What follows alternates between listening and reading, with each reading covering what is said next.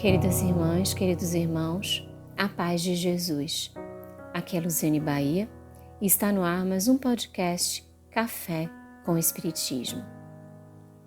Para as reflexões de hoje, destacamos um texto intitulado Parábolas e Símbolos, do Espírito Joana de Ângeles.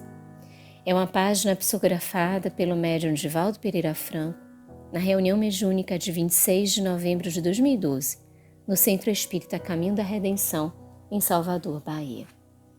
E o texto da benfeitora traz reflexões profundas acerca da didática, da pedagogia e da psicoterapia do nosso querido Mestre Jesus.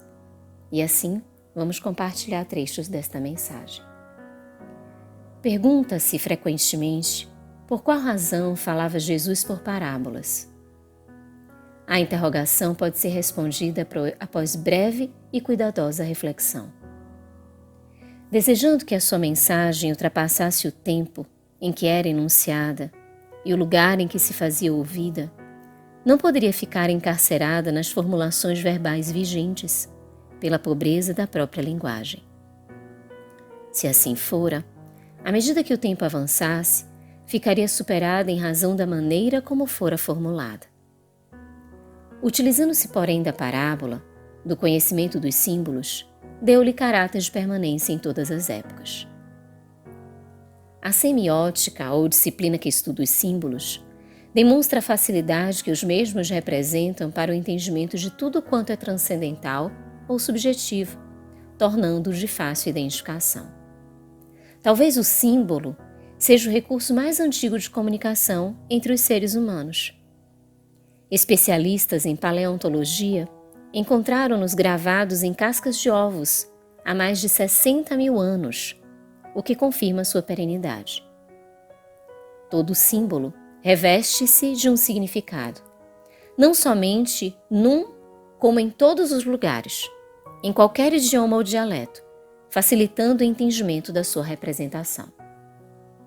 Demais, uma narrativa amena, em forma de parábola, facilmente é entendida, ao mesmo tempo memorizada.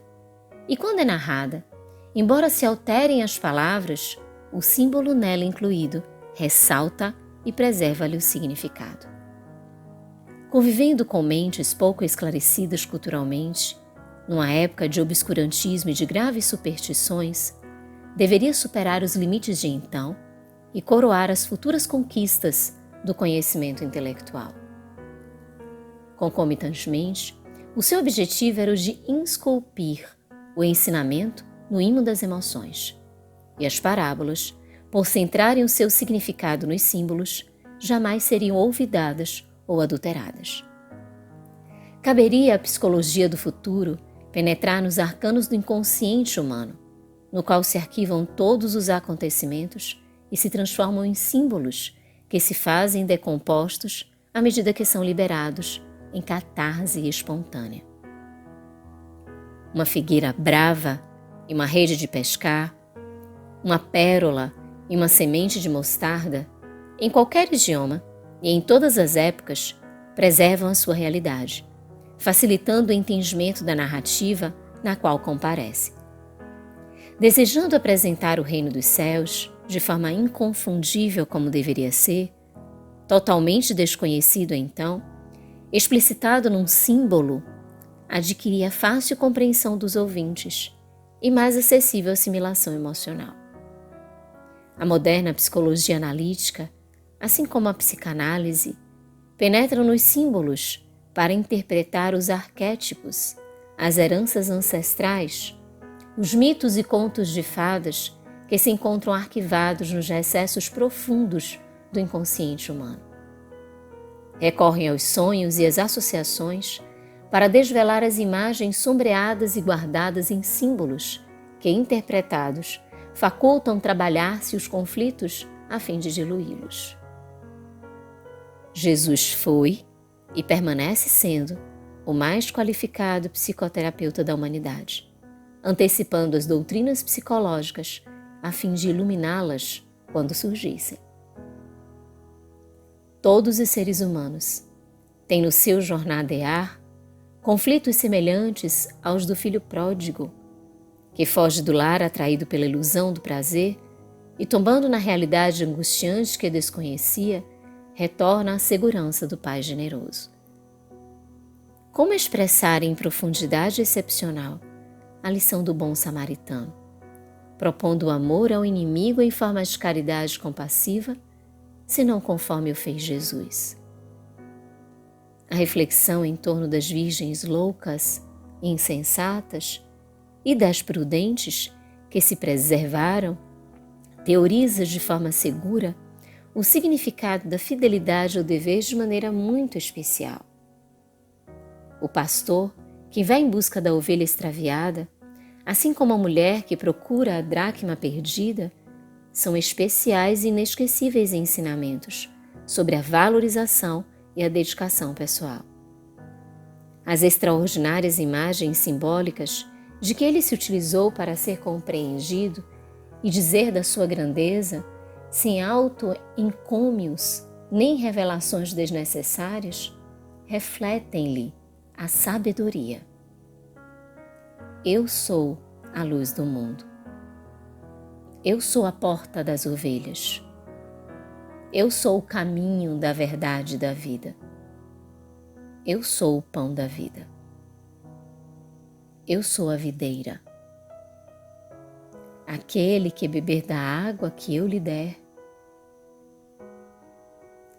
Nas admoestações, os seus célebres ais ainda convidam à meditação. Ai de vós os ricos! Ai de ti, Corazim! Ai de ti, Betsaida! Ai do homem pelo qual vem o escândalo! Ai de vós, escribas e fariseus! Ai de vós, porque sois semelhantes aos túmulos! Não menos enriquecedores são os postulados de amor e de promessas de plenitude em favor daqueles que lhe forem fiéis. O que fizerdes a um destes em meu nome, eu vos apresentarei a meu Pai. Eu vos mando como ovelhas mansas. Eu os aliviarei. As canções de exaltação penetram ainda hoje a acústica de todas as almas que lhe ouvem os enunciados incomparáveis. Um homem tinha 2 devedores. Ide convidar os estropiados, os excluídos, os infelizes. O reino dos céus é semelhante a um homem que eu estarei convosco para sempre. As suaves parábolas de Jesus são o coroamento melódico da sinfonia das bem-aventuranças que a humanidade jamais olvidará. Todos os seres humanos estão incluídos no Sermão do Monte. Quando o amor se transforma na fonte inexaurível da trajetória evolutiva dos espíritos. Por fim, ele exclamou: o reino dos céus está dentro de vós. Exultai. Com gratidão imensa no coração, até o próximo podcast Café com Espiritismo.